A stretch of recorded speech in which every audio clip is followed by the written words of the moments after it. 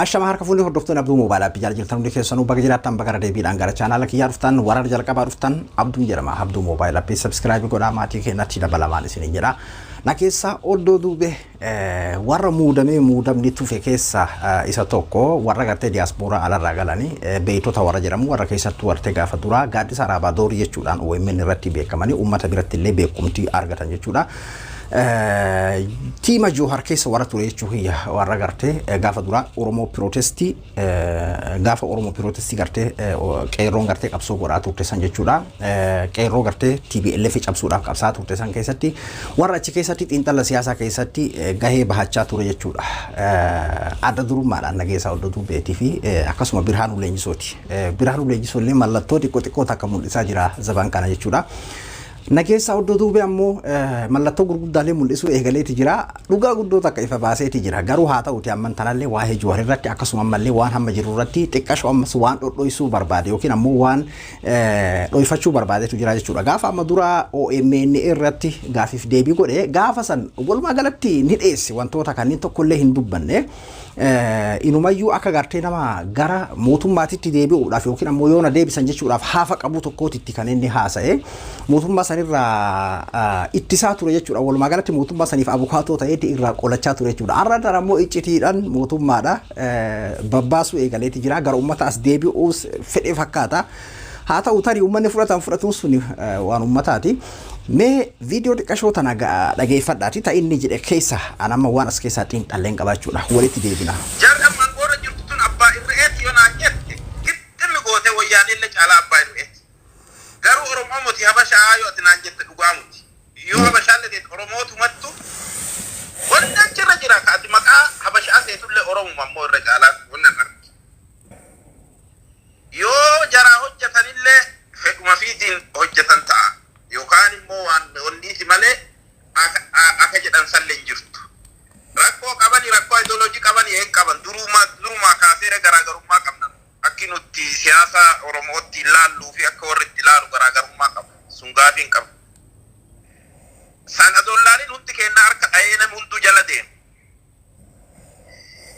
Sirrii ta'uu qaba namni biyya galee nama tokko lamaa muti akka jiruun biyya galee yeroo san hundi harka dha'ee anaan dura andidaatuma turellee aga guddooti dellee wanni kuni gara siin deemtuun beellu didaa ture dhugaa dubbachuuf aga jalqabaa. Yoo akkas ta'e nami gaafa san jarri sun sirrii jedhee fudhate hundinuu taraadhaan bahee dhiifama gaafatu anammoo dhiifama gaafadhu naan jedha maaf gaafatu. Natti fakkaate godhe deebi'ee yoo akkas ta'e hundinuu addee jiru dhiifama gaafatu. Isqeel Gabbisaa biyya galee onni jedhee deebi'ee Johar illee mana hidhaati dhiifama hundinuu baqqalee garbaa biyya tana dhufee jarri tun bulchitu malee ta'uu jedhee kafalmaa ture. Haasawa isaa akka biraa itti deebina nageessaan asirratti dhugaa guddoo takka baasee jechuudha. Asirratti amma waa lama kan isin jechuu barbaade tokkoffaa maal jedhee warri amma biyya bulchaa jiru kuni diktaatara isa dhumaati jedhe TPLF caalallee isa dhumaati jedhe amma yeroo kana jedhu beeke akka nama gartee bilisiginnaa jaalatu tokkootitti amman tanallee ni jaalata jechoota isaa meetti deebina yoo viidiyoo irratti dheerachuu baate jechuudha. Asirratti diktaatara hamaadhaa TPLF caalaati jedhe lammaffaa itti dabalee ammoo wanni ani hin fudhanne jedhe mootummaan kuni mootummaa Oromootii miti yookiin ammoo mootummaa Amaaraati yookiin ammoo jarri kun Oromoo miti Amaaraa nafxanyaadhaa ka jedhamu kana hin fudhu jedhe. Tole hayyee mee isa itti deebina jalqaba irratti nageessaa galatoomati dhugaa takka nuuf baastee jechuudha osoo hin beekin jarri kun diktaatara isa dhumaatii eega jette dhumee jira abbaa barbaade haa ta'u inti Amaara tahee Tigree tahee Oromoo tahee atilleen Protestii kana keessatti ogummaa qabduu fi barumsa qabduudhaan Araabaa Doorii jettee xiinxala garaagaraati kan dabarsaa turte jechuudha. Gaafas illee waa hima diktaatarummaati malee Tigreen lakki biyya san dimokiraasiis ta'ee gabrummaadhaan bulchuu hin qabdu jechaa hin turre. Gabrummaadha diktaatarummaa uummanni keenya ajjeefamaa jira hidhamaa jira miilli irraa muramaa jira qaadhabaadhaan qeensa irraa guuramaa jira TPLF sirna federaalizimii kijibaa fayyadamaa jirti biyya saniif Oromoodhaaf kan barbaachisu federaalizimii dhugaati kana jechaa turtan natti fakkaata. Amma duuba eega diktaatara isa dhumaa kan TPLF olii ta'uu eega hubatte fayyada nuti amma sanumaa jechuudha kan sirraa barbaannu kan jedhamaa jirulleen yeroo amma as bahamee kalee juuntaan akkasitti qeerroo keenya rasaasaan dhahee miila nama muree qilleensa namarraa buqqisee mana hidhaa keessatti nama darareedha ka amanuuf himamaa jirullee jechuudha. Duuba gaafa san garuu isin way TPLFin tun afaan Tigree dubbattiin Orpodiyoon afaan Oromoo dubbatu tun as dhuftee ummata keenya akkas haa gootu mataa haa facaaftu miilarraa haa murtu way jettanii hin jenne tanatillee ragaa baatee jirta jechuudha. Kama dhugaa tana nuuf baaste ar'an tanayyuu meeqatamtu akka waan bilisoomeetti taarika kalee ka juuntaadhaan nuuf himaa ture jechuudha. Juuntaan sun bar abshaala ture kaleessa yeroo waa'ee dargii nuuf himu dargii irra waa wayyeesseeti haga tokko irra waa wayyeessee mul'isee amma bilisoomtan ka jedhu Orpodiyoon akka nuuf himtuuf nutti gad erganii jechuudha Orpodiyoo. Ar'an tana ammoo kasan caalu atuu ragaa baatee jirta akka nama bilisiginnaa jaalatu tokkootitti akka nama jibbuutitti biti beeke akka nama gartee bilisiginnaa keessatti hirmaatee ammallee maqaan kiyyan tuqamini maqaa eeggataa jiru tokkootitti kan nuuf hime nageessaan jechuudha. Kanaafuu amma kan nuuf himamaa jiru Shimallis fi Taayyeris dhagahanii jiran jedheetiin abdadha. Bilisiginnaan dhageettee jirti akkasuma deeggartoonis dhagahanii jiran jedheetiin jaala. Diktaatara TPLF daraniiti kan amma bulchaa jiru. Isa gartee mootummaan suni sabni isaa maali, zariin isaa maali, amantiin isaa maali itti deebina san. Kanaafuu kana dhugaa nuuf baasuu keetii fi galatoomi. Juuntaa irraa juuntaa amma jiru kanatu diktaatara. Qeensa buqqisuunis miila muruunis jechuudha. Hamilee ittiin juuntaa kaleessa akkas godhee akkana godhee nuu himan hin jiru jechuudha. TPLF kaleessa diktaatara taatuyyuu haga tokko irra akka dimokiraasii fakkeesseeti sirni dargii akkanaa sirni Haile Sillaasee sirni Atseewota akkana nuun jechaa turte jechuudha. Haga tokko uummanni irraa fudhate jechuudha. Kanaafuu ar'an tan ammoo hamileen hin jiru jechuudha. Inni biraa sirna jara kanaan gartee Oromoo miti kan jedhanii fi yookiin ammoo jara kanaan nafxanyaadha maaliidha jechuu hin fudhuu jettee dhugaadha san rakkoon qabu. Tilleen Taayyeedhaan Amaara hin jenne Shimallisiin Amaara hin jenne Abiyyiin Amaara namni jedhan jiru. Namni aaree waan fedhe wal jechuu danda'a jechuun tarii namni Oromoodha Oromoo akkana hin godhu jechuu irraa fakkeenyaaf amma nama tokko yoo inni nama obboleessuma isaa ka waliin dhalate ka'ee akka malee miidhe kuni obboleessaa miti bineensa ni jedhama barkun homa jedhamu jechuudha. Akkuma ati itti san hayyee Oromoodha. Eega Oromoo taanii wanni akkas jedhamaa jiruu fi sirni isaan qabatanii deemaa jiran kuni sirna eenyuuti? Gaashee nageessaa atiin kun nama barate. Nuti ammoo waanuma akka nutti mul'ate dubbataa jirra. Tarii ati ammoo nama barate nama kaleessas qabsoo Oromoo tana keessatti xiinxallaan hirmaataa ture nama Jowaar faa waliin Raabaadorii keessatti xiinxallaa ture ogeessa seeraati. Eega akkas ta'e nama moo biyya keessan san amma wanni garagara isaan godhe Tiraambii fi Baayidanii wanni garagara godhe sirna isaan qabatanii deemutti jiran moo Tiraambii Ameerikaa kaleessa ijaaraadha akkuma har'a gartee Abiyyi Itoophiyaa kaleessa ijaara jedhu Ameerikaa kaleessa ta'ummanni adiin gubbarratti ol ta'u san ijaaraadha Tiraambii kan Ameerikaattiin akkas shoorar keessaa ture jechuudha. Baayidan ammoo faallaa isaatiin jechuudha. Duuba ati osoo kana beeytu amman tanallee eega gartee muudamni si tufe boodallee jechuudha bakka tana maaliif uummataa ifa goruu dhabde. Kan jedhamaa jiru Taayyeen Oromoodha Tigreedha Amaara yookiin ammoo Abiyyi Oromoodha Tigreedha Amaara miti waan namni aara keessa jiru fakkeenyaaf namni keenya dhugaadha durii Oromootti garaan jabaatu waan jedhamu faadhaa fi jechuu danda'a. Kanaafuu namni kun Oromoo miti yookiin ammoo galteedha maaliidha jechuu danda'a. Eega akkas tahame atiin kun nama barate sirni inni qabatee deemu jiruun sun maal innidha maatan ol hin baasin tana maaliif hin dubbatin yoo tarii kaasi jalaa dhokatte yoo beekaa shaffante atu ammaas baaftaa maaliif gaafa dhiyoo OMN irratti dubbatteeyyuu kana caala mootummaarraa inumaayyuu ittisaa turte jechuudha mootummaadhaaf abukaatoo taate har'an tana ammoo waan xiqqoo as baasaa jirta Facebook irratti illee dhiyoo tana firii Oromoo Polotikaa Jowaar faa ka jedhu dudubbatee ture jechuudha namoota hedduu dinqisiisee ture garuu akka inni mootummaarraa guutumatti abdii muratee dhagaa kan argaa jiru jechuudha Facebook irratti wanni katabu fi haasawni inni edama fakkeenyaa fi latee'oo waliin Facebook irratti haasa'illee jechuudha. Kanaafuu amma kan jechaa jirru dhugaan lafa jirtullee sirni Abiyyi deemaa ni jiru. Haile Sillaasee illee kaleessa dhiiga Oromoo of keessaa qaba jedhama. Miksii illee ta'u jechuudha. Hatta dargiin dhiiga Oromoo of keessaa qaba miksii illee ta'u jedhama. Gaafa Minilik illee wantoota garaagaraa jechuudha kan taamaa jiru. Oromoo biyya san kamiidhaa ture sirna atilleen beekaa dhugaa dho'isu jirta malee kan irratti Raabaadorii keessatti illee kan dubbataa turtan sirnaa jechuudha kan nama miidhe. Kaleessa TPLF federaalizimii sobaatiin aangoo ofii olaantummaa godhatteeti haala saniin Oromoo miidhaa turte jechuudha. Paartii mormituudha maali hunda ukkaamsitee haala saniin godhaa turte jechuudha.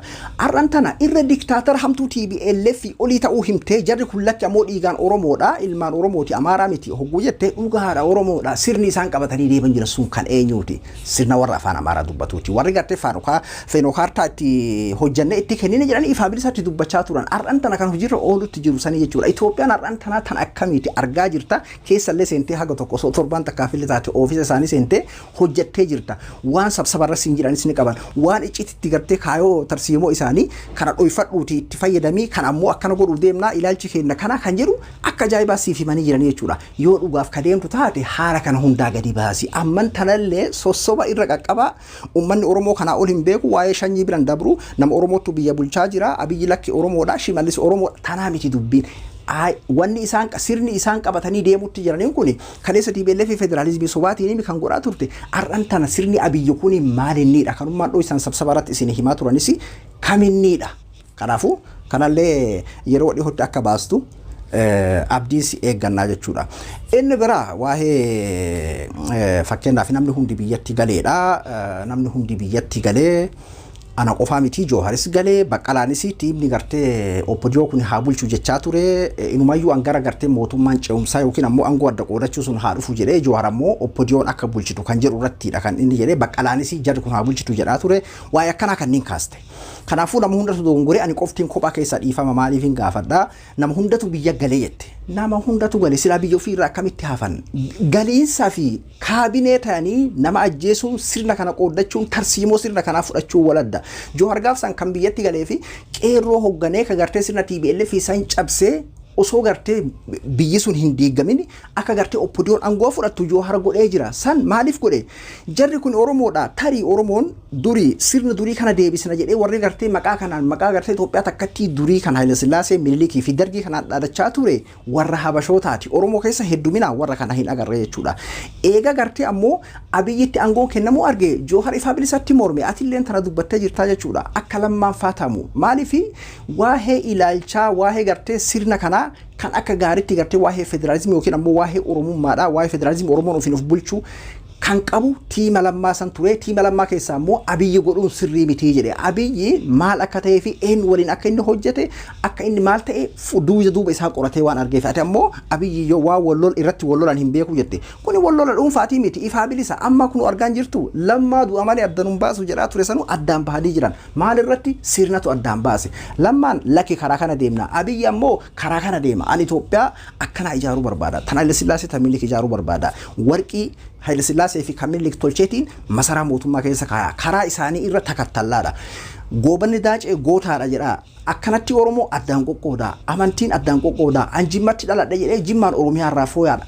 kanaa jechuudha wanni addaan qoode lammaan ammoo haa gartee nuti akka Itoophiyaa suusnaat jedhee gaafa san haajara kaan itti fayyadamu malee federalizimitti amanaa jechuudha arra milkeessa miidhagaa lammaan faa xayyibaan faa maali garaagarummaan isaa wanti addaan bayan kanarratti jechuudha duuba atilleen nama sirna kana fudhatee Abiyyitti makame keessaa tokko jechuudha warri gaafa san galee inni kan biyyatti yabilisoomte barumsa qabuun biyya san keessatti siyaasaa geggeessaa yookiin ammoo paartii biraatitti makama yookiin ammoo gara diinagdeetiin nu dalagadha jedheeti kan galee warri akka Joohar faa ammoo sirna kana aktiivistummaadhaan tajaajila jara kana micciirree osoo jarri gartee humna hin godhanne akka gartee Oromoodhaa ta'utti sirna kana ijaarraadha Joohar gaafsan kan galeef haala saniin illee yaalaa ture jechuudha irratti hojjetaa ture Joohar eegalee illee jechuudha waan kana duuba eega isaan gartee haala kana nama kanaan osoo namni kun jiru sirna kana akka feenuu gartee Itoophiyaa dullattii tana diriirsuu hin dandeenyu kan jedhuudhaani kara yaalii ajjeechaa irratti geggeessanii jechuudha san booda hoo hayyee eega gartee kophaa kiyya aktiivistummaa na dadhabdan anilleen paartiin mormituu ta'ee wal mormine sirni kun akka hin diigamne tolfadhaa isinilleen Itoophiyaa dullatti Oromoon isin filate yookiin ammoo uummanni Itoophiyaa isin filate ijaaradha kan jedhu gara filannoo seene sanillee taamuu dadhabee haalli kun hundi ta'amee opporoshiiniin godhamee qaaliin akka Hacaaluu sun fa'aa ajjeefamee Oromiyaa guututti ajjeechaa fi duuti labsamtee jechuudha duuba warri gale kuni qabsotti jira kan hatta kanumaan opposition keessee kan afaan isaa qabatee qabsaa jara waliin hojjetaa turellee hedduudha ati waa hedduu dubbatte an dhageetti gurra kiyyaa nageessaa hedduu duubee wanjalanyaan hidhamee amma ammoo biyyiti nagaya jechaa turte jechuudha duuba ati keessaa qooda fudhatte ajjeechaa keessaa haala gartee Itoophiyaa duratti ijaaruu keessaa qooda fudhatte jechuudha warri biraa kan gale namni hundinuu gale ana Isqeel Gabbisaa illee ijoollee itti gaafatamuu qaba jettee Isqeel Gabbisaa eega arge keessaa deebi'ee jechuudha biyya isaati kan galeef malee sirna nafxanyaa kana qoodachuudhaaf hin galle jechuudha Jooharoo akkuma didee hatta paartii mormituutitti makameeni osoo bittaa taate waan didiqqoo isiniin bitan kan osoo hin ta'in biiliyoona meeqaan bituu danda'anii jechuudha bituudhaaf yaalaa turanii jechuudha inni garuu ammoo dhimma dhuunfaa isaa osoo hin taane taane waan kana nutu itti fide waan keenya akkamitti namni itti nu bitaadha kan jedhuudhaani gartee biyya san akka Oromoodhaa taatutti ijaarraadhaani yaalii godhaa ture jechuudha. Kana inni illee dubbatee ture gatii nubituudhaaf yaalanii gatiin itti qaaloo itti ka jedhu yeroo garagaraatti dubbatee ture jechuudha Jowaar. Akkamiin meesiif Jowaar Isqeel Gabbisaa akkamiin tokko taatan warri kun warra galee hin taane jedhee keessaa deebi'ee jechuudha. Dhugaa namni hundinuu galee maaliif jijjiiramni dhufee TPLF kuftee amman booda ka dhufe mootummaa dimokiraasiiti ka qawweedhaan dhufe sanii miti dimokiraasii jechuudhaan galee dhufnaan akkuma tuu jette waraabessa caala yeeyyii tahee mul'ate jechuudha kuni. Kanaafuu bineensa guddaa tahee mul'ate jechuudha. Bakka kana hoo akkamitti shaffantee an keessa qooda fudhe jechuudhaaf akkamitti uf dhoysuudhaaf akkamitti goote natti fakkaatee galee jette galuu miti angoodha qoodattee jechuudhaati kaabinee taate warra nama ajjeesu keessa tokko taate Gujii keessatti maqaa keetiin nama hedduutu du'e ajjeefame jedhameeti yaadamaa jechuudha. Tokkoffaa namni dhiifama gaafadhu siin jedhe hin jiru maas hobda maa fakkeessita ati yoo lakki uummata kana ala gara dhaqu hin qabu waan kana dogongoreen godhe waan hin taaneen hojjedhe bineensaa waliin hojjette uummanni sirraa fudhatuu fi fudhachuu dhabu waan biraa ati gabbaatee dhiifama gaafachuun akkuma milkeessaa miidhagaa sanitti jechuudha. Milkeessaa miseensa OPDOdhaa ture warra kalee Jowaar balaaleffataa ture warra kalee OMN balaaleffataa ture warra kalee diaspora balaaleffataa ture garuu gabbahee dhiifama gaafate jechuudha. Maaliif an sirna kanatti amanee waan hojjetu deemu seheen sobame kanaafuu sirni kun ammoo akkana jedhee dhugaa jirtu gabbaase jechuudha. Ati illee hin fafakkeessini warra galeen jedhin xiyyaara seenanii Itoophiyaa dhufanii galuu fi yookiin ammoo paartii biraatti hirmaachuudhaa fi dhaqanii paartii sanitti hirmaatanii yookiin ammoo paartii biraa kan mormitutanii mootummaa san falmuun wal addaa jechuudha. Warri qabsaa'e kaan hidhaa jira kaan ammoo deebi'eetu ala jira jechuudha. Isin ammoo warra itti makamee kaabinee tahee Oromoo ajjeesuu keessa qooda fudhateedha jechuudha. Kanaafuu jaruma kana waliin dhiifama gaafadhu naan jedhanii namni siin jedhe illee hin jiru sun fedha keeti. Namni ukootu nu kadhu dhiifama nu gaafadhu siin jedhe jiru Oromoon hayyuu hedduu qaba kan gartee dhawalwaaleen ta'in ka garan gaggallees hedduu qaba garuu ati ammoo fedha keetiin lakki sabni kun bakka nageessu hin qabu dhiifama gaafadha balleessoo jettee gabbaate sun fedha keeti. Kasanii alaa akkamii warri galee hundi tokko jetteetiin akkasitti hisaabuu dandeesse. Mee Isqeel aangoon kennamteef jira Jowaariin aangoon kennamteef jira mallayni kennamee fi lakki hin dubbatina waa'ee Oromoo jedhamee jira hin jiru jechuudha. Nageessa amma wanni irraa mul'atu maali ana maagachi ilaalee argutti maalinne qaanyi fakkeenyaaf qaanfachuu kaleessa akkamii dogongoree jara kanan makamee eegan jiratti makamee jarris na darbanii eega jarri na darbanii Oromoon bitamtuu naan jedhe jarri anitti ammoo itti bitamellee na darbanii anammoo akkamittarra guutuutti gabbahee uf saaxila. Fakkeenyaaf milkeessaa miidhagaa dheengadha ifaa bilisa dubbate tiibi lammaa fonqolchatu irratti godhame anammoo natti fakkaattee karaa kanaa waa fayyada jedheetiin hojjedhe malee sirni kun guutumatti sanii mika jedhu ifaa bilisatti dubbate jechuudha.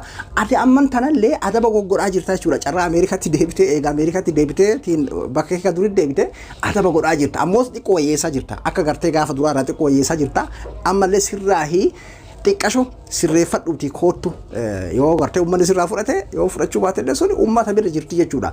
Kasanii alaa immoo fafakkeessuun atuu cinaa tokkoon dhugaa dubbachaa gara tokkoon ammoo fafakkeessuun sumaafuu gaarii miti ammallee wallaalummaa biraa si mudde ati ammoo akkamitti waan kaleessa hojjedhisan ifaa bilisatti guutuutti akkasi gabbahee akkas jedha kan jedhuudhaati kan dhoyfachaa suuta fakkeenyaaf mootummaa kan ammallee mormoo irra jiddu galeessa godhatanii jiddu galeessa ta'anii deemuudha nama biraattuu jidduu kana seenee fudhata atuu himte kun ka TPLF irra badaati jette kan TPLF irra badaa eega dhufe kuni badaadha yoo guddate TPLF makalee kan gartee kanarra wayyaatti dhufa akka irra wayyaa taate atuu dubbatte kan irra wayyaatti dhufa malee kan kanarra badaan dhufu jechuudha. Namnummaan jara kanarra badaadha kan jirre atuu ragaa baatee jirta. Harka meeqa dachaa meeqan TPLF irra diktaataraa jettee dubbatteeti jirtaa jechuudha. Nuti waa'ee sabummaa amantiin isaa maaliin isaa maalii miti amma duuba kana Abiyyi nu barsiise durii dhugaadha namni Oromoodhaa sirna kana ni jaalata jennee eegan turre jechuudha. Amman tan ammoo Abiyyi nu garsiisee jira jechuudha qabatamaan. Nam tokko Oromoo ta'e osoo hin taane ilaalchi isaa aayidiyaan isaa maalinniidha kan jedhu kan laalamuudha jechuudha. Kanaafuu waan amma fafakkeessitu kanallee ashashala dhukootu sun jenna sirreeffadhu dhukootu sun jenna nageessaa duubee ani abduu moobaala biraay hanga qophii biraatti walitti deebinutti nagayaan naa tura.